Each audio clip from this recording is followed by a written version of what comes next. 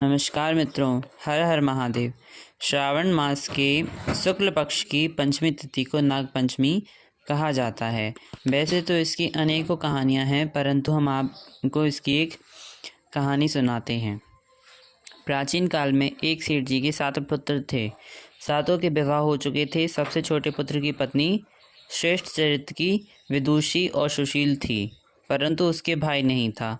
एक दिन बड़ी बहू ने घर लीपने को पीली मिट्टी लाने के लिए सभी बहुओं को साथ चलने को कहा, तो सभी धली और खुरपी लेकर मिट्टी खोदने लगीं। तभी वहाँ एक सर्प निकला, जिसे बड़ी बहू खुरपी से मारने लगी। यह देखकर छोटी बहू ने उसे रोकते हुए कहा, मत मारो इसे, यह बेचारा निरपराध है।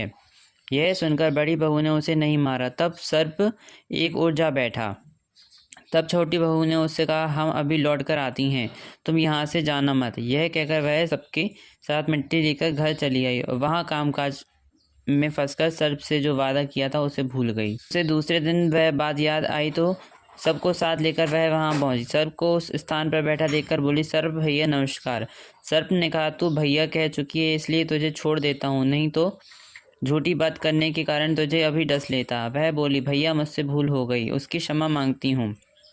तब सर्प बोला, अच्छा तू आज से मेरी बहन हुई और मैं तेरा भाई हुआ, तुझे जो मांगना हो मांग ले। वह बोली, भैया मेरा कोई नहीं है, अच्छा हुआ जो तुम मेरा भैया बन गए।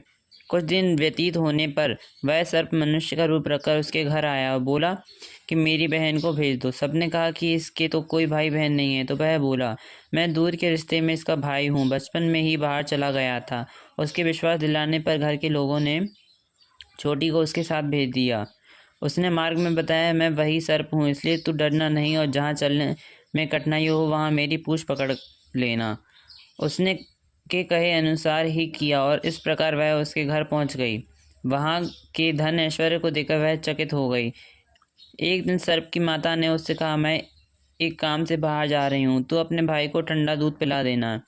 उसे यह बात ध्यान न रही और उसने गर्म दूध पिला दिया, जिससे उसका मुंह बुरी तरह जल गया। यह देखकर सर्प की माता बहुत क्रोधित हुई, परंतु सर्प के समझाने पर शांत हो गई।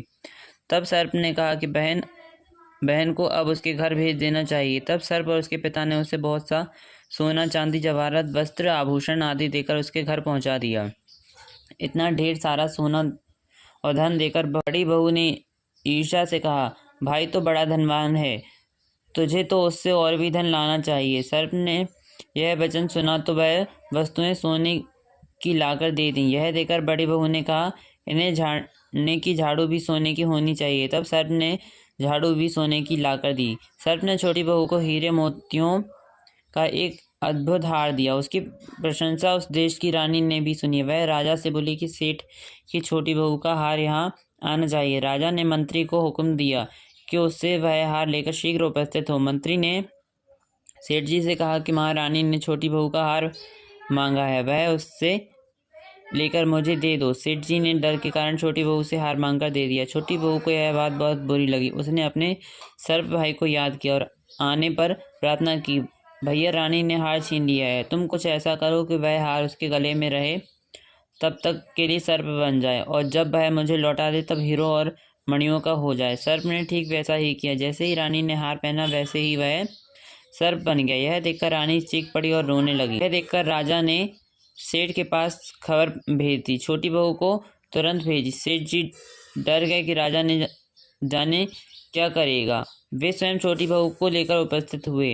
राजा ने छोटी बहू से पूछा, तूने क्या जादू किया है, मैं तुझे दंड दूंगा। छोटी बहू बोली, राजन धृष्टता क्षमा कीजिए, यह हार ही ऐसा है कि मेरे गले में हीरे मणियों का रहता है, दूसरे के गले में सर्प बन जाता है। यह सुनकर राजा ने वह सर्प बना हार उसे देकर कहा, अभी पहन कर दिखाओ। छोटी बहू ने जैसे ही उसे पहना वह हीरे मणियों में बदल गया। यह देखकर राजा को उसकी बात पर विश्वास हो गया। उसने प्रसन्न होकर उसे बहुत सी मुद्राएं और पुरस्कार में दी। छोटी बहू अपने हार और सहित घर लौट आई।